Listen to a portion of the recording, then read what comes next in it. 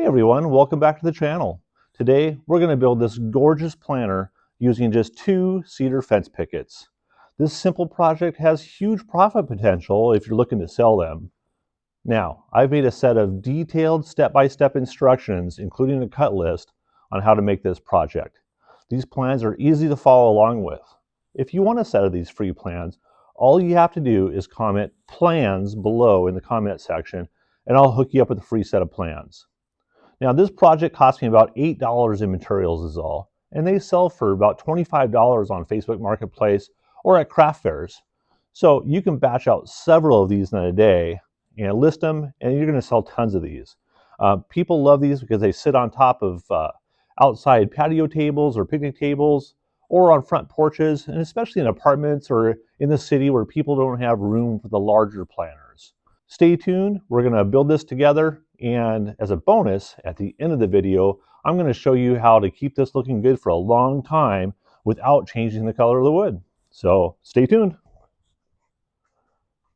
Now, I like to run the boards through the planer first. These are a little rough when you buy them, and some may even have a little staining from being stacked together. The planer quickly makes them nice and smooth and brings out the natural colors. If you don't have a planer, that's okay. A quick sanding with an orbital sander will do the trick, and after all, we're building planter boxes here, not fine furniture.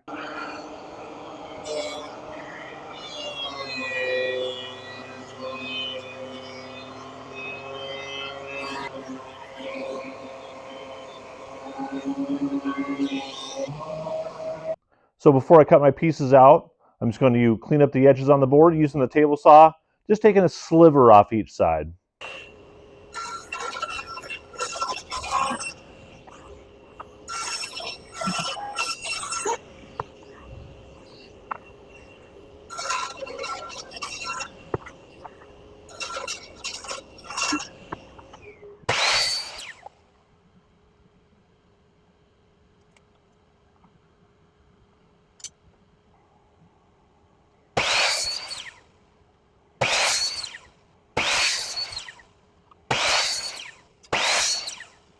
All the pieces are cut to length. Now I just need to rip them to width. A few moments later. All the pieces are now cut out. All the cuts have been made except for the 45s on the trim pieces, but we'll do that in the next step. So before I start assembling, I make sure I lay out all my pieces, make sure that I have my bottom separated from my sides and things like that. I get my glue, my nailer ready. I want to use Titebond 3 glue. That's a waterproof glue. If you use the Titebond 2, it's not waterproof. And since these are planters with a lot of moisture, we don't want that glue to break apart. I'm using 1-inch brad nails in a boss edge nailer. Any 1-inch nail will work. You can even hand nail it. But yeah, with that, we're going to start with the bottom piece and the 2 end pieces. And I use a glue blot for my glue. If you don't have a glue blot, I really recommend you getting one. It makes it super easy to spread the glue on. If you squeeze too hard, it puts extra glue on, like I just did. And you just put a little bit of glue on these. Have a rag or towel handy.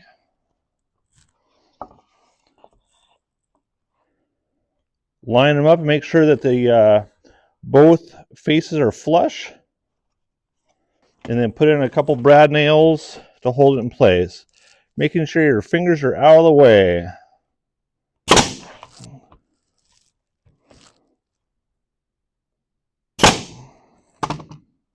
Then I flip it around and do the same thing to the other side.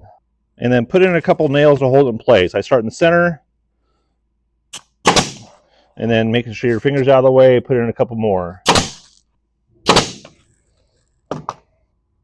Then once you have both sides on, you can flip it down and install your sides.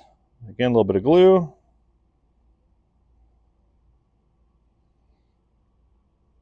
It doesn't take much. You don't want it squeezing out everywhere.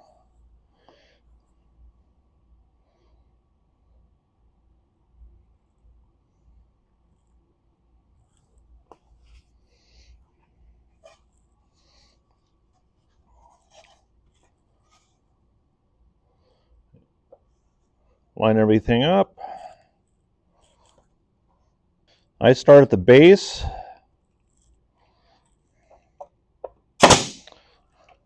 And then you might need to push in, get both bases nailed in.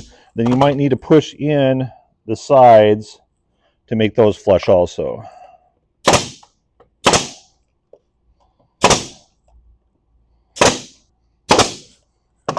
Flip it over to the other side.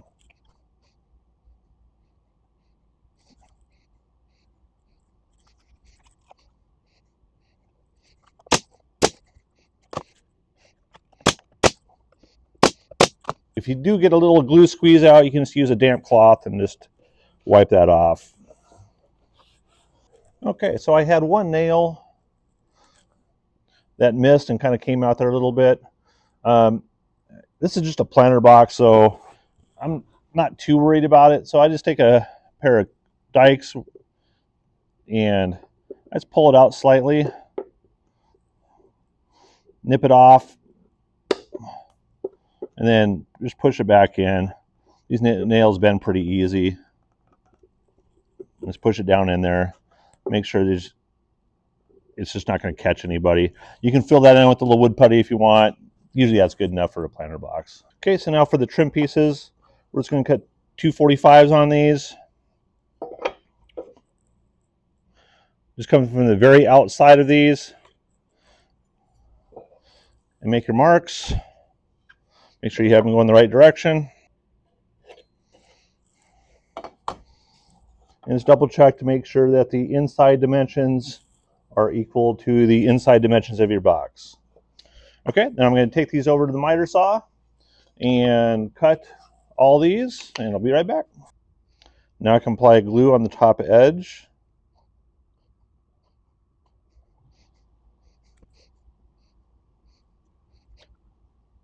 Using my high-tech glue applicator. I'm going to line up the inside edges and make sure the inside corner is lined up to the inside corner.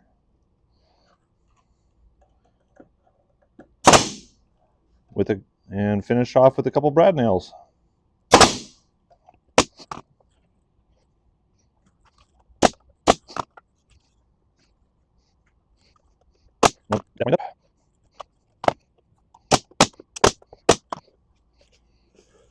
Wipe any excess squeeze out.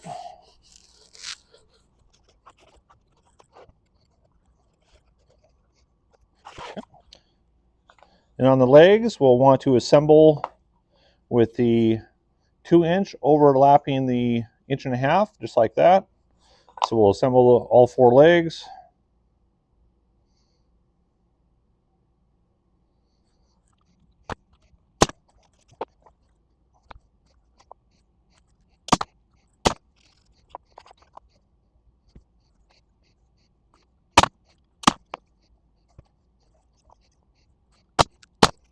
So the last step is to secure the legs to the planter.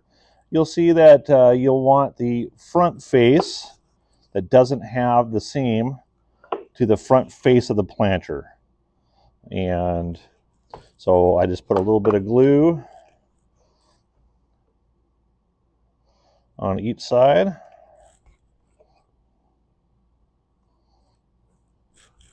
Doesn't need to be perfect. And a couple brad nails to secure it in place, making sure your fingers aren't behind it.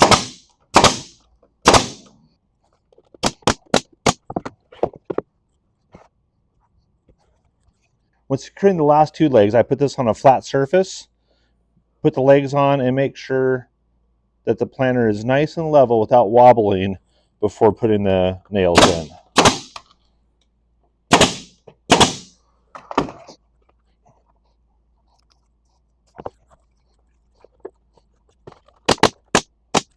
Then just a light sanding.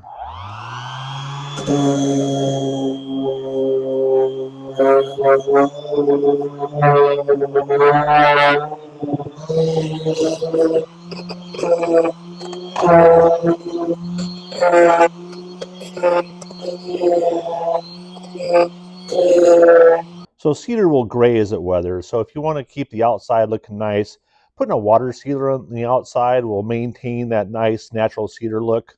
So I use Thompson's water seal.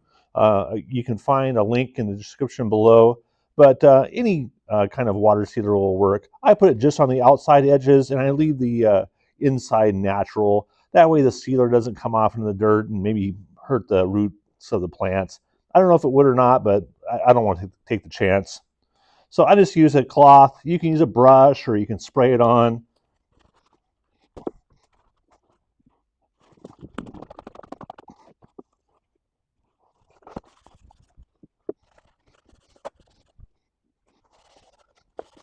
And there you have it. A super easy project that's not only affordable and quick to build, but also looks fantastic. You can easily batch out 4 or 5 of these per hour, making them a great option for selling at craft shows or online and turning a nice profit. Thanks so much for watching, and don't forget to like and subscribe.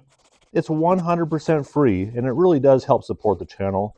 Plus, you'll get notified whenever I release new videos. See you in the next one.